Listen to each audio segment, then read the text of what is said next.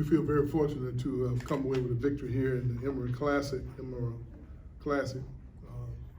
Great field, great atmosphere, very well-run tournament. This tournament is as good as any tournament that I think you'll find in America, and they ought to be congratulated for the outstanding job that they've done.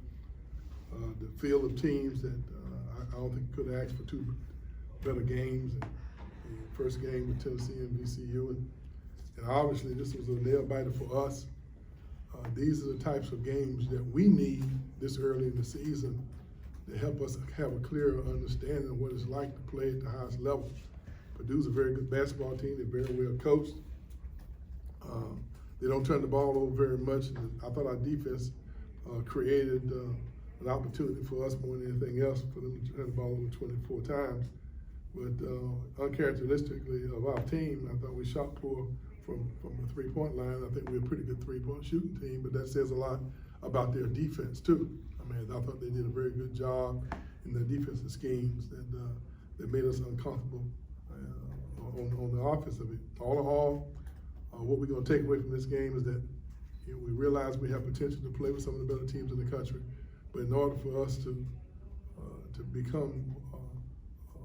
reach our full potential, we're going to have to continue to keep working hard and getting better. I love their attitude. We won the game by committee. Everybody who played just about, I think, scored a basket or had some statistic. I could go down the list and talk about all the great plays that these guys made. Obviously, Raquan Gray gave us 4 steals. Guys doing the critical part of the game when we had to have stops. Pat Williams got a big steal, I believe, there. And I thought Polite's energy that he came in the game with defensively kind of inspired his teammates. I also what can I say about Trent? But everybody who played, I thought made a contribution that gave us a chance to win, and hopefully we can take this momentum into our next game against Indiana, which is probably going to be another atmosphere, probably at the highest level, similar to what we faced here. Questions for Coach and Trent, please. Coach, are you at all surprised by the way your team is defensively this early in the season, that they're playing at this high of a level on that end of the floor? Well, I think we play extremely hard. Defensively, we seem to be farther along than our offense and against this level of competition. I love our attitude. They play with an unselfish spirit. They hold each other accountable. And I think we're in a pretty good place, and we can see the areas of our game where we need to continue to improve. Any concerns with perimeter shooting or rebounding? Well, I think you've seen us play. I think we had 12 threes the last time we played, right, something like that. I mean, before we came in, we're a good shooting team. But I think a lot of what we're going through now is we have guys in different roles. We have 6 new players that are all trying to adjust to the moment, and that's kind of who we are and where we are now. That's why I feel so fortunate that we're able to come away with a victory when we're still developing and growing. We had 6 first-year guys that are making major contributions. Raquan Gray's got a different role. Vassell has a different role. MJ now has a different role.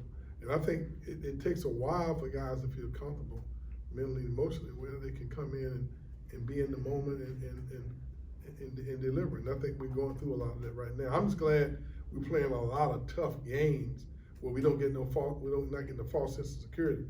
You know, like maybe we were playing maybe less opponents and we were having more success than maybe we would think that maybe we're playing better than we are. These teams have tested us and showed us our shortcomings and showed us what we need to work on. Trent, kind of going off what Coach is talking about, you guys exit November 7-1. I think 7 is the most wins for this program in November since 08-09. Just what does it say about this group? A lot of new pieces coming in. You guys have played probably the toughest schedule in the Hamilton era in November that I can recall. It just says a lot about the guys that we got. I mean, we just credit our coaches. They put us in the best situations to win. And I mean, we come in every day. I mean, we have our meetings and we try to, execute the game plan that the coaches have for us. I mean, for most of us, we do have a lot of new guys, but just getting them to buy in and how we play has been the biggest thing with different roles or whatever it may be. Just coming in, talking to them every day, just showing them how we do things. And that's really what's helped us most. Trent, I know you're not from Niceville specifically, but you know, being from the Emerald Coast coming into this tournament, did you feel any sort of extra pressure to maybe, you know, show up for the home fans? Not at all. Not really. Long as we won, that's really all I cared about. I mean, I had my family here, but it was never about me coming back home to try to play any different. But long as we won, I was fine. Now, Leonard, with all the freshmen and sophomores that you do have that are playing, how important does that make what Trent does? Well, Trent's given us tremendous leadership. I mean, he represents everything that you mean when you say the unconquered spirit, the Seminole way. He represents all a great student athlete, has great leadership, tremendous character. He doesn't have to command the respect of his teammates because they automatically respect him, and so when he speaks, they listen. But he's all about the things the right way. And so we couldn't have a better leader on our team. He's the most experienced guy returning, along with MJ. But Trent's been there. He's seen us go through a lot, and that's why we're able to win. Since he's been here, I think we won 8 straight overtime games. He's contributed to that. So he's been in the moment, and he understands what it takes. And I think he's articulating that to his teammates. Mentioning all the young guys, trying to recall going back over almost 2 decades here, have you ever had a younger club? I mean, at FSU. I don't believe we've had this many new faces, inexperienced players that we're counting on to make major contributions to the success of the team. No, I don't think we've had young guys come in and been able to contribute 1 or 2, but now we're depending on these guys to have major responsibilities in determining the outcome of the games.